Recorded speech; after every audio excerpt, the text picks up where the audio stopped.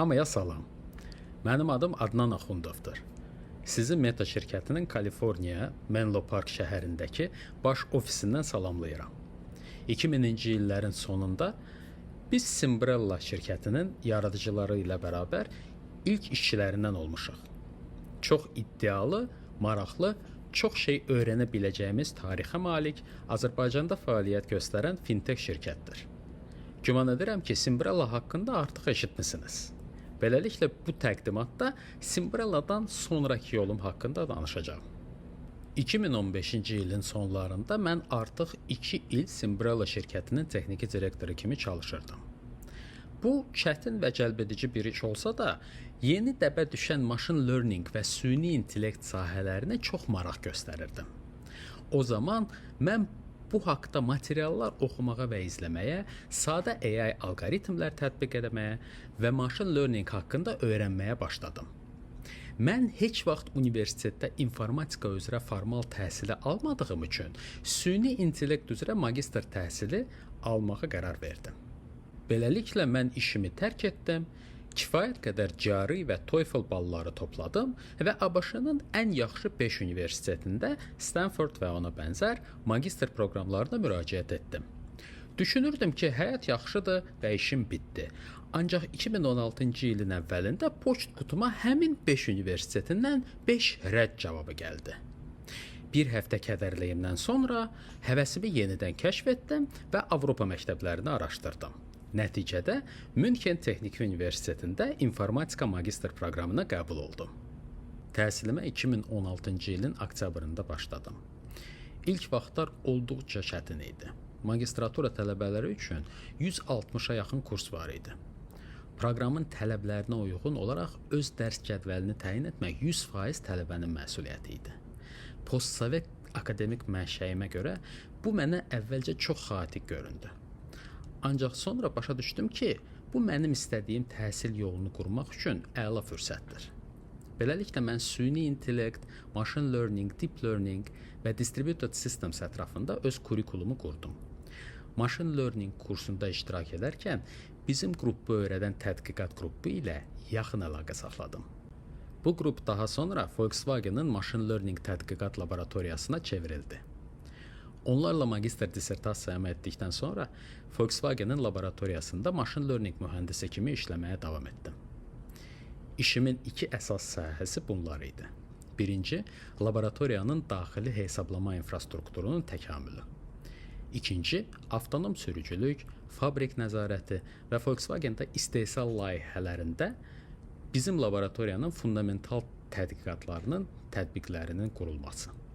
Lakin sonra 2022-ci ilin ortalarında Meta şirkətindən işə qəbulu ilə bağlı mənimlə əlaqə saxlanıldı. Meta ilə uzun bir sıra müsahibələrdən sonra 2022-ci ilin oktyabrında Metada machine learning mühəndisi kimi işə başladım. O zaman artıq 39 yaşım var idi.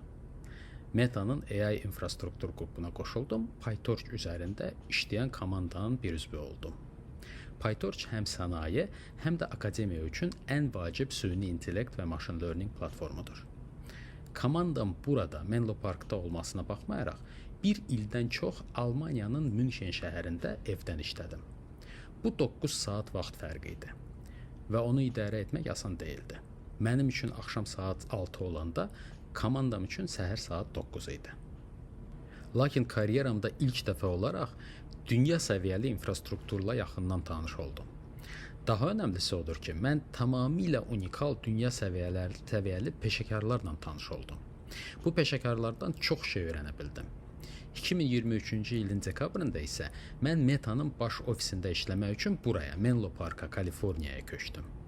Hazırda mənim diqqətim machine learning effektivliyinə yönəlib. Xüsusilə machine learning compilers və aşağı səviyyəli GPU kernel proqramlaşdırılması.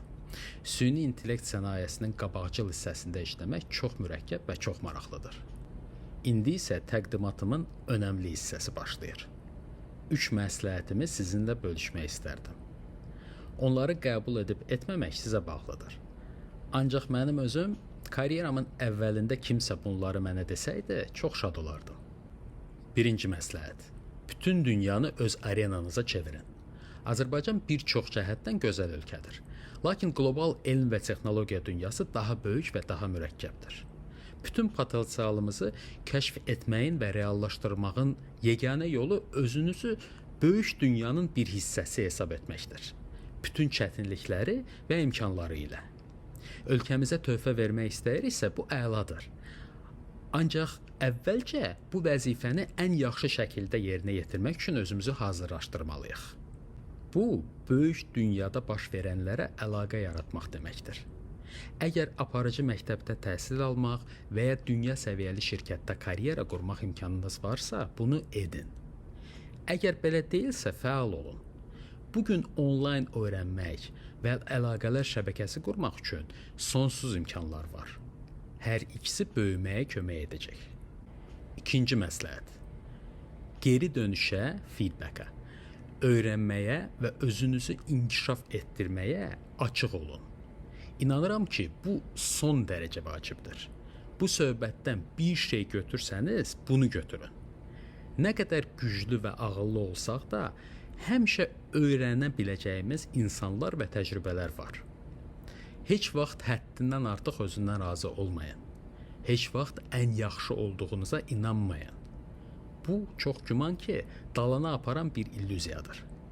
Metada bir deyim var ki, geri dönüş hədiyyədir. Feedback is a gift.